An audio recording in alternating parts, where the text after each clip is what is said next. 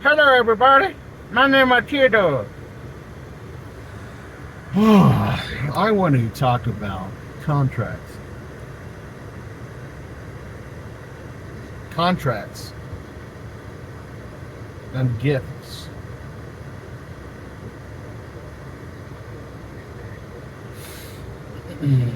So,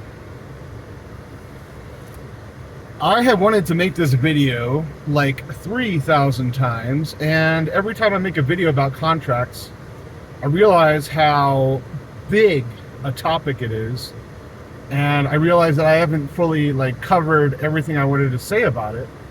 And then I'm like, let me just delete this and then talk about it later in a better way.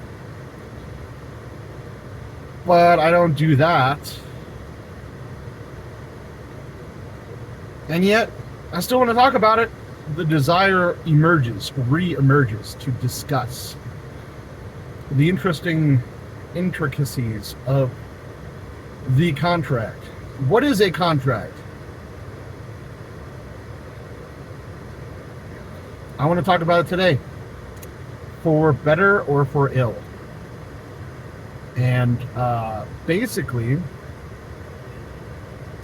let me use a word to describe another word, and then you will understand my meaning. If I use enough words, then perhaps at some point you'll figure it out. That's how language works. So, a contract is an agreement. I say, you do this, and I will do this. And then the other person says, okay, I will do this. What if you do that? So it's like an if or a when. It's like, I will mow the lawn, you will give me $20. Okay, you will mow the lawn, I will give you $20. Simple. And yet it gets so complicated.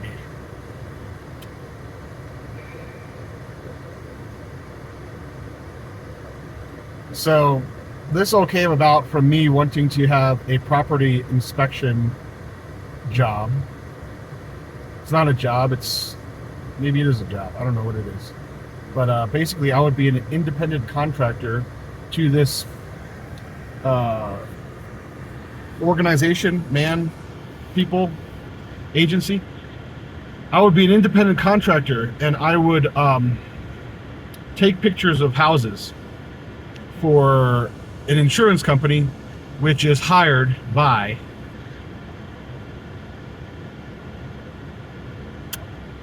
the people who own those houses. So basically you have a person that owns a house, and they want that house to be insured. And so they hire an insurance company to provide them with the service of an insurance contract agreement. And then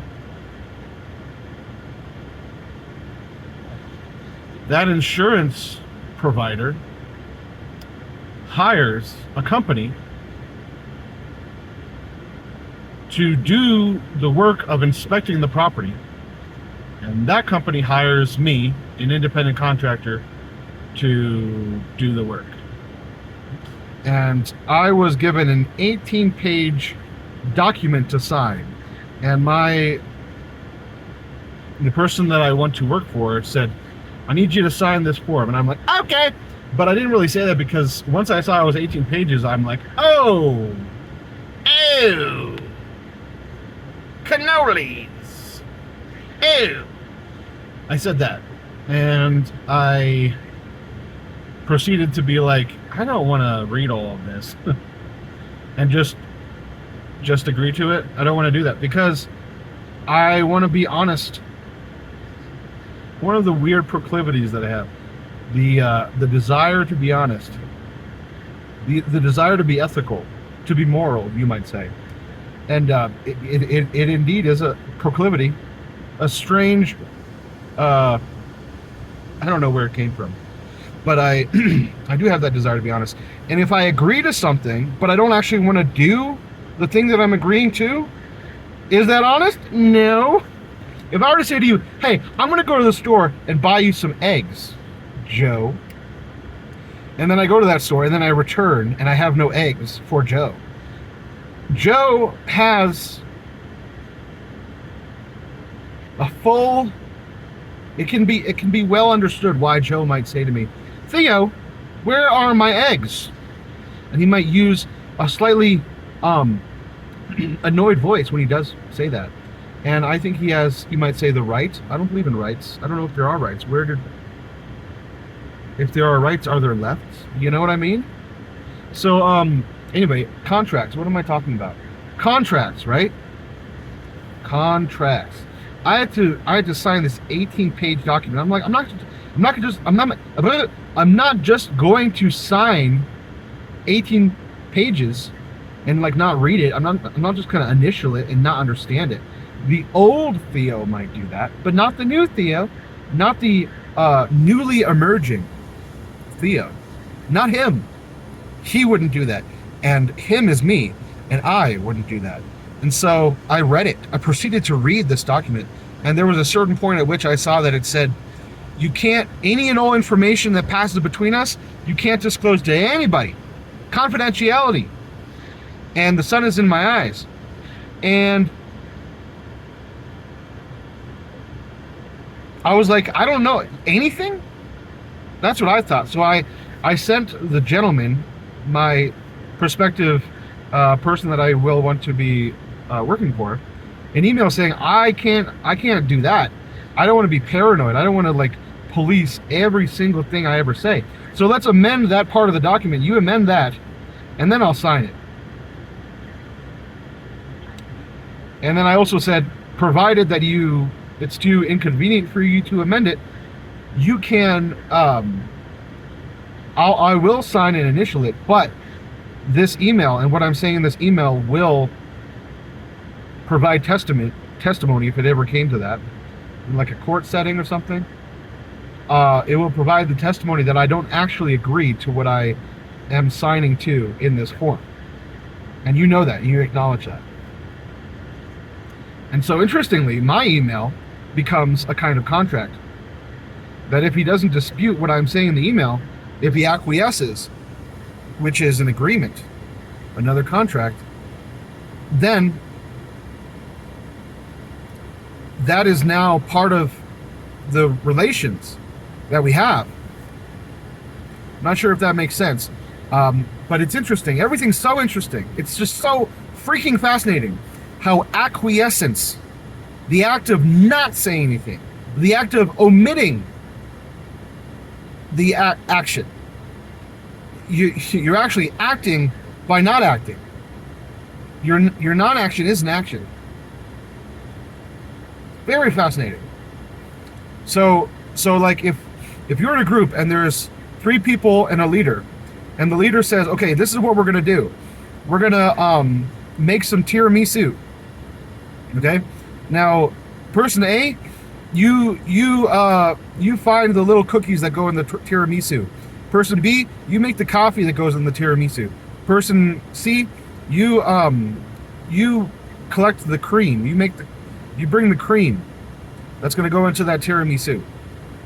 And I will get all the other ingredients and then we'll make it.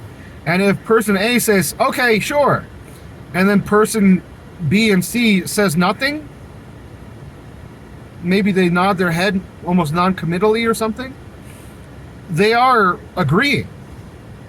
They're agreeing. And they didn't give express verbal consent, but unless they say, no, I don't want to be a part of that, and exit,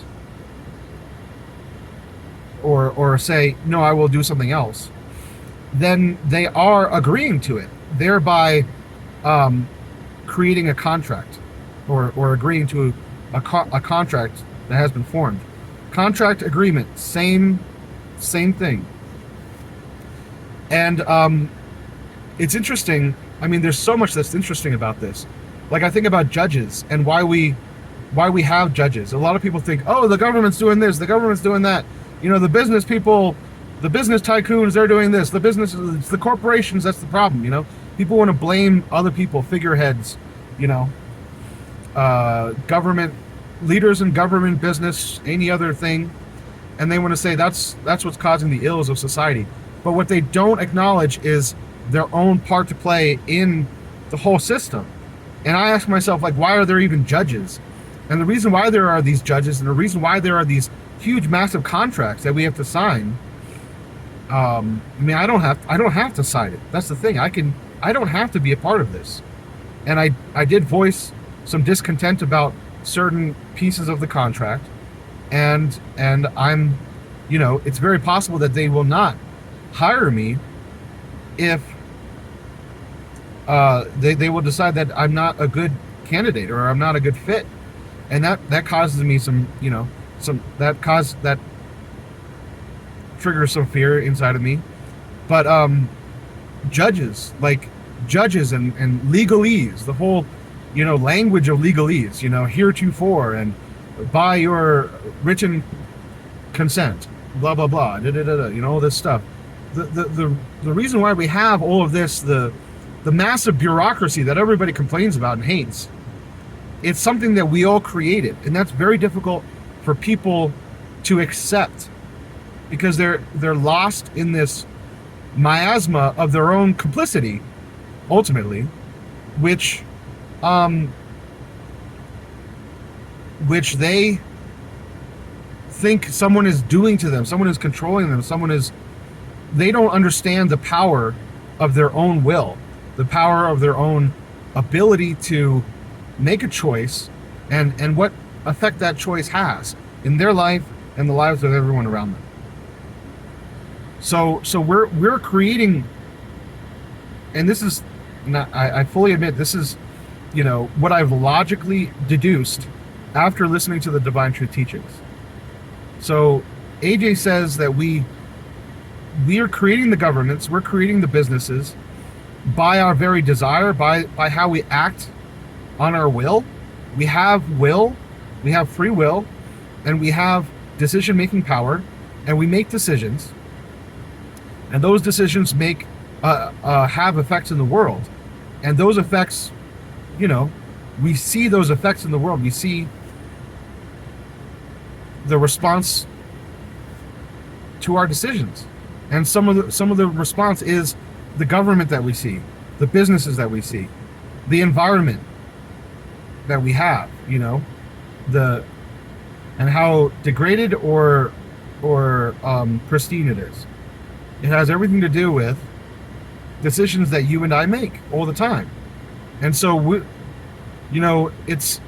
remember when I was looking into conspiracy research, and people were saying, oh, all the judges on the Supreme Court, they wear these black robes, and that's all, reminiscent of like the cult of Saturn or something, which is like associated with Satan or something, and it's all satanic and all this stuff, and blah blah blah blah blah blah. And I don't really buy that anymore, because I think the higher law, whether or not there's an Illuminati, whether or not there are people in high places and groups and organizations that are doing what they can to try to control the populace for their own benefit, to the detriment of the populace, whether or not that's true, at the end of the day, they know, and I think even we know somewhere inside of ourselves, that every single person has power. We have the same power, in fact, I believe, where we're all contributing to what we're seeing, what we're seeing in the world. And when you realize that, and when you make steps to see what power you actually have, and prove that postulate, then you start to see the extent of the range of the effects you can have in the world. And it's very, very cool. Very cool. So but getting back to the point, this is all contracts. We have contracts, we have the legal profession, we have the laws that we put into effect, all the legal system that we have, the law system we have, which is based on morals and ethics or not. A lot of the laws and a lot of our system can be properly amended and made better. And the jury's out, you might say, on how ethical our system is. And we might not know the extent of ethics that we could reach for, and the ultimate You know, I think there are a lot of people that don't know how little, how unethical we are, how limited we are in terms of ethics, which is like the highest form of human agreed upon proper conduct, loving conduct. Then there's the dimension of morality, which is, you might say, the dimension of what God considers moral, and that potentially goes on like like infinitely, perhaps, as far as the degree to which it can grow and expand and change, and how much more you can, how much more moral you can become. So, see, this is why, like, it's so hard to make videos like this, because it's such a big topic. But I need to go to work here, and I want to close on the idea that, when you require someone to engage in a contract with you, or you require someone to agree with something, I ask myself if there's a higher. And as I'm saying this, you could see like my the wheels turning in my head almost, because I'm pausing. But like, is there a better way to do things? And the better way would just be to give a gift. So there's gifts and contracts. So you can give a gift instead of say, I will do this if you do that. So instead of saying, I will do this if you do that, the expectation of return, you can just give. You can just say, I will do this, and you can do whatever you want. I will do this, and you can do whatever you want. So that's a higher, more loving space to be in, to embody. And I say that, and then I think about contracts that I'm deducing all this logically from the divine truth teachings that I have learned, and yet at the same time, AJ and Mary do have contracts. They do create contracts. I once tried to interview AJ, and there was a contract that I had to sign.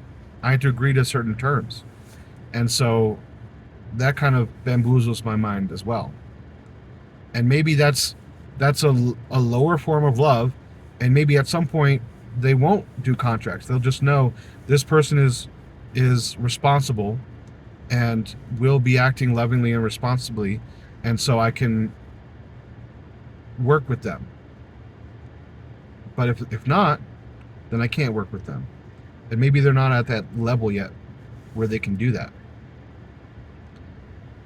So again, like, I wish I could make a video that's like, step by step, and if I did, and maybe I will at some point, but I feel like there's so many dimensions to all this, and it's all just philosophizing, taking information from things I've lived, experiences that I've personally had, like this contract that I am about to sign if they decide to work with me, and maybe if I start my own business and I require certain things of people, and I desire that they agree with certain rules of conduct that we have, I might draw up a contract for them to sign. So it's all very interesting, and there's many dimensions to it, and it all has to do with free will, and what love is, and what a gift is, and what's the better method, and everything. So I hope that's interesting and sparks your thoughts and ruminating and consideration. So that's all I'll say for today.